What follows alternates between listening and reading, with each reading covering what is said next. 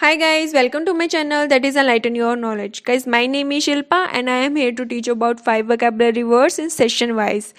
So far we have completed 4 sessions and 20 words and guys I hope you have learned all those words, and again I am giving you a suggestion. If you are unable to recall any word, then take a notebook and pen down that word and take the revision on the daily basis. So guys, in this way आप वो word कभी भूलेंगे नहीं, आपके mind में हमेशा वो रहेगा.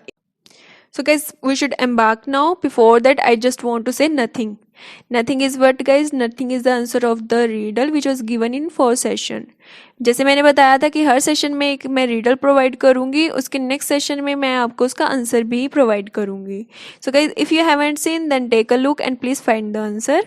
एंड जो आज की सेशन की रीडल है that is I am told when I am young and I am short when I am old. What am I? Guys, some of you might have taken the clean from the words of this riddle. बहुत common सी है, बहुत easy भी है, but आपने अपना mind जरूर use करना है इसको आंसर देने के लिए. ठीक है गाइज, तो हमें अब 5th सेशन से स्टार्ट करना चाहिए.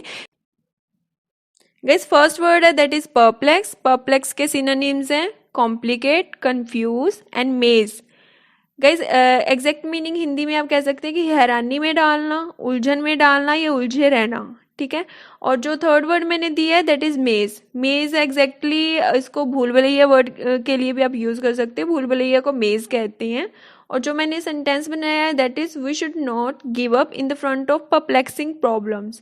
जो हैरानी में डालने वाली, उलझन में डालने वाली प्रॉब्लम्स होती हैं उनके सामने हमें हार नहीं माननी चाहिए, गिव अप नहीं करना चाहिए. गाइस, सेकंड वर्ड है दैट इज कैंटेंकरस और इसके सिनोनिम्स हैं वॉरलाइक एंड स्पाइकी. गाइस, वॉरलाइक पढ़ने से समझ आ रहा है कि समथिंग इज लड़ाकू एंड झगड़ालू. झगड़ालू के लिए और लड़ाकू के लिए ये एग्जैक्ट वर्ड आप यूज़ कर सकते हैं. और जो सेकंड वर्ड स्पाइकी दिया मैंने उसका एग्जैक्ट मीनिंग कांटेदार है, बट ये सिनोनिम्स में आप कैंटेंकरस की जगह पे भी यूज़ कर सकते हैं. और जो इस पे मैंने गाइस सेंटेंस बनाया that is A cantankerous old woman has given order to her followers that nothing will get changed. जो झगड़ालू औरत है उसने अपने फॉलोअर्स को, मतलब जो उसकी बात को मानते हैं और उसको ओबे करते हैं, उनको ऑर्डर दिया है कि कुछ भी चेंज नहीं होगा. गाइज, फॉलोअर्स आप गॉड फॉलोअर्स के लिए भी यूज़ कर सकते हैं, जो मेन बेसिकली गॉड को मानते हैं, या फिर जो रिलीजियस प्लेसेस होती हैं, गुरु होते हैं, उनके फॉलोअर्स होते हैं, उनके लिए ये वर्ड यूज़ कर सकते हैं.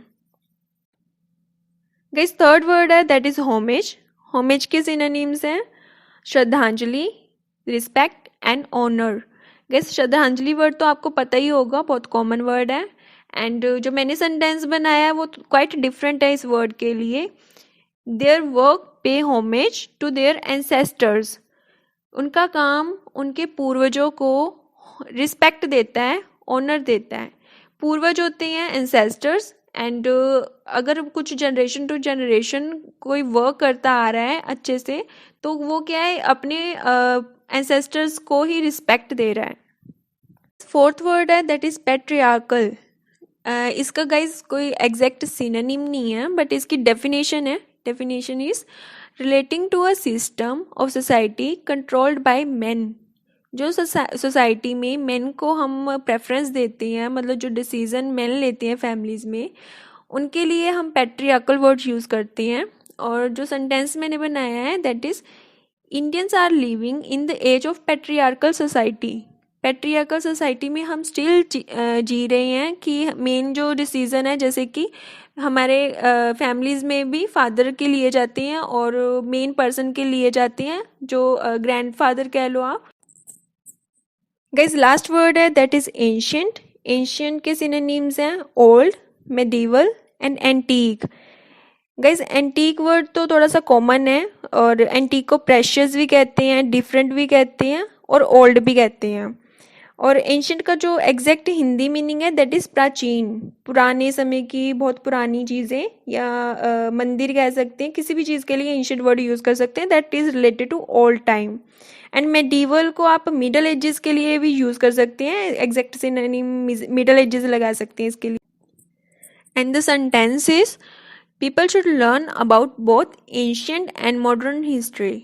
लोगों को मॉडर्न मॉडर्न तो गाइस पता है कि आज के टाइम की, और एंशियंट मतलब बहुत पुराने टाइम की हिस्ट्री के बारे में जानना चाहिए। Guys 5th session is completed and इस सेशन को मैंने थोड़ा सा स्पीड अप भी किया है और शॉर्ट भी बनाया है। अगर आपको कुछ नहीं समझ आ रहा तो यूट्यूब के ऊपर एक फीचर होता है कि आप वीडियोस को स्पीड अप भी कर सकते हैं और स्लो भी कर सकती हैं। आप स्लो करके वॉच कर लें अगर आपको कुछ भी नहीं समझ आ रहा। गाइस जैसे मैंने बताया था कि मैं एक थॉट ऑफ द डे भी प्रोवाइड करूँगी, and the thought of the day is control your thoughts, decide about that which you will think and concentrate upon.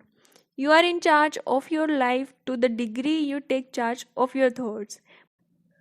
Thank you guys, thank you for watching again, and today we have completed with the 5th session. I hope आप सब learn करें, और guys do like to share my channel, and अगर आप bell icon press कर देंगे तो आपको मेरी वीडियोस के नोटिफिकेशन मिलते रहेंगे, इसलिए guys बेल आइकन प्रेस करना मत भूलना, and thank you so much for watching again.